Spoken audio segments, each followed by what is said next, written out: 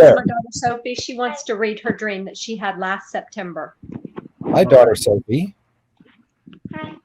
How are you? I like your shirt. Thank you. It reminds me of Joseph and the Coat of Many Colors.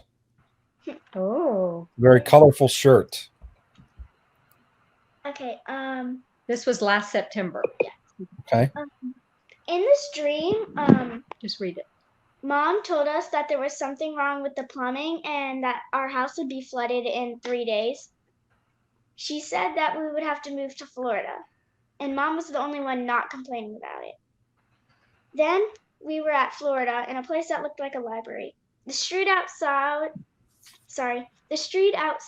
looked very trashy and not very nice looking. Parker was homesick, which was our little brother in the dream, and in real life we don't actually have a little brother, so I comforted him and told him that we were on an airplane because he likes airplanes, and he felt better. Then we were at our home in Florida, and all 3 kids looked out the window on the side of the house. There were blue glowing fish and green glowing frogs. Parker was 2, but looked like 5 or 6 or maybe 8. Let's see. Okay, so who's Parker? He was our brother in the dream, even though we don't have a brother in real life. Okay. Interesting. So Mom saw that the house was going to flood and you were going to move to Florida. Yes. Okay. And then what's happening is, are you on the way to Florida or you were already in Florida when you're on the plane? I was on the plane. Because of the flooding. We moved because of the flooding. I don't remember us actually being on the plane. It's just that Parker was homesick. Then I told him that we were on a plane because supposedly we were. She was trying to comfort him Yeah. by telling him we were on a plane. Okay. So do you have a friend named Parker, or is Parker, other than Peter Parker being Spider-Man, like I'm drawing a blank on Parker. Is there a Parker in your experience that you know of that's a friend of No, yours? and I will say that my husband and I have a promised son who should be coming soon, but his name is Luke. So the Parker really threw us off. Interesting. Okay. Neil, what do you got? It's Florida, and that's your state, so I feel like I know. I was going to say it's right. The library's right near me, and the trashy street is right there too. Nah, I'm just kidding. There's no trashy streets around my libraries. So where do you live now? In Keller, Texas. Keller, Texas. Okay. DFW area. East.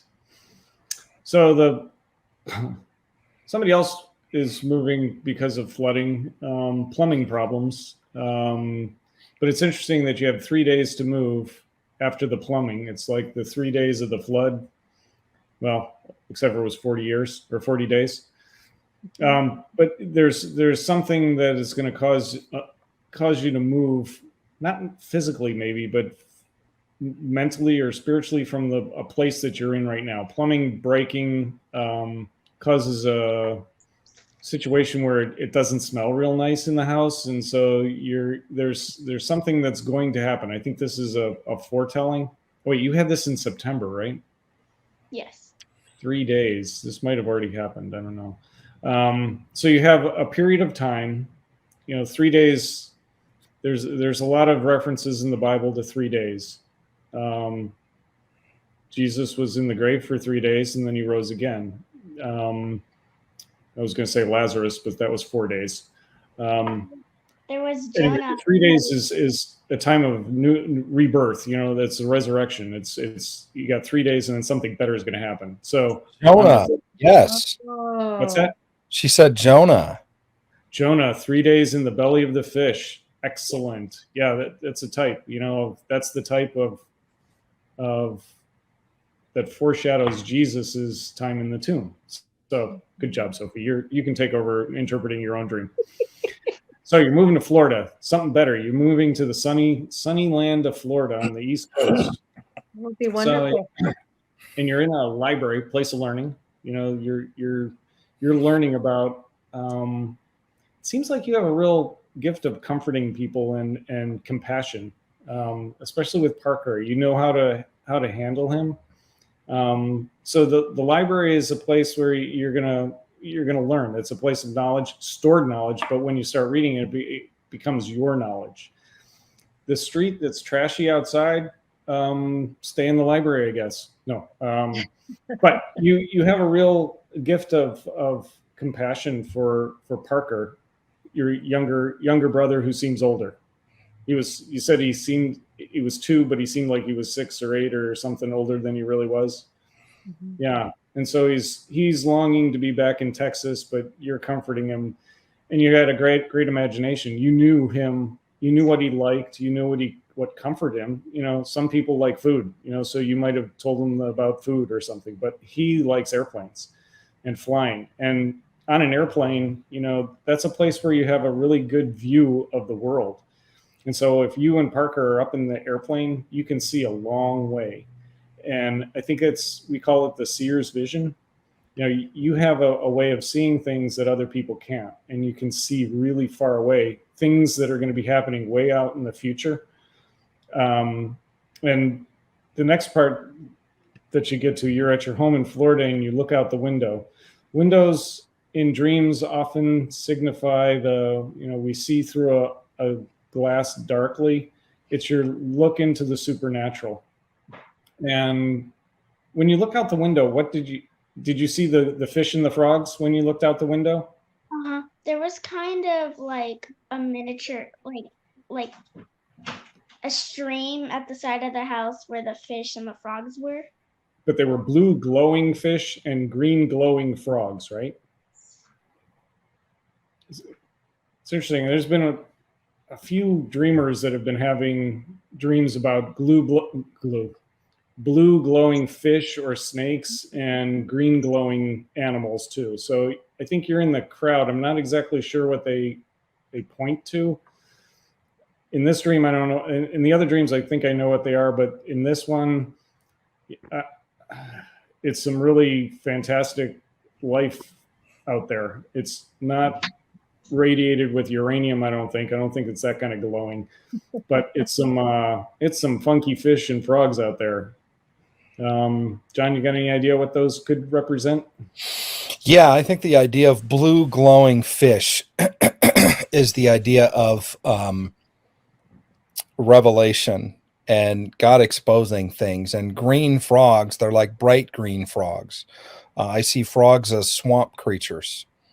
So as the dark gets darker, the light gets lighter in kind of a kid way. Explaining that to a kid would be like, you think of cartoons or coloring books or something like that, and you like bright colors. So the frogs are really bright glowing green. The fish are really bright glowing blue. And so I feel like in a healthy pond or lake, you're going to have healthy fish. I mean, you can have frogs, but frogs can be in places that are more swampy, and not necessarily a place that you would want to go swimming. You could go swimming where there's, bright blue fish and clear water and all of that. And so I feel like it's almost like the separation of like the sheep and the goats. Frogs are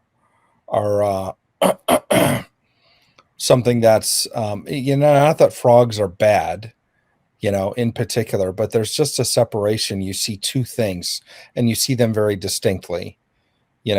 A lot of times when we go fishing, we go to catch fish. We don't go to catch frogs. Sometimes, go frog hunting, whatever. But most of the time, more people go for the fish than they do for the swamp creatures. Frogs can be like lizards, snakes, again, places that most people, some people do. But most of the time you don't want to go into those places. So I feel like it's just a distinction, and it's interesting because it's almost the same distinction that you saw with the library. And the library was full of books and full of wisdom, which is the idea of blue fish, which represents revelation. And the outside was all trashy, which represents the frogs and being in the swamp. And so what I feel like God is telling you, and he's giving you an advance notice, is that there may be a move coming up for your family. And he's letting you know first And it could be something that initially seems bad because it's like, oh, there's flooding and now we have to move. But what it is it's really becomes, it's not a bad thing. So don't look at it in a bad way. It's just that God wants to give you a catalyst to move. And sometimes if your place floods, then you're like, well, time to get a new house, and so you move to a different location. And in this different location, there's going to be both good and bad. There's going to be the library, which is going to be a cool place to hang out and read. There's going to be the bright blue fish. But at the same time, there's going to be these swamp creatures, ew. And there's going to be this trashy place outside. But what's also interesting is there's going to be people that are going to feel like brothers to you, which means you're going to find family beyond just your family. Because especially when you're young and your family has to move, one of the things that's disappointing is you don't get to go to the same school you went to last year, And it's interesting too, because you had this dream in September, which is right around the time that you're going to school. And so you're thinking, well, man, now I got to get new friends and I don't know anybody and I got to go to a place and it's kind of weird and it's this and that. And I feel like God is just comforting you and saying, yeah, there's going to be challenges. But there's going to be some really cool surprises, which is the idea of the library, the fish, and the friends that'll be like your own family, like brothers. Does that make sense? Uh-huh. Are you guys planning on moving anytime soon from the lovely state of Texas? I can't wait for the Lord to tell us to. I think John gave you the city when he was talking about the green glowing frogs. He said, something about clear water.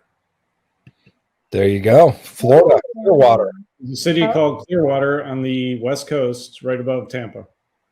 Oh, wow. Wow. Interesting. So when you start moving, consider moving to Clearwater. Yeah. I wouldn't hesitate.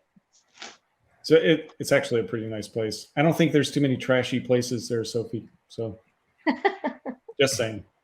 Yeah.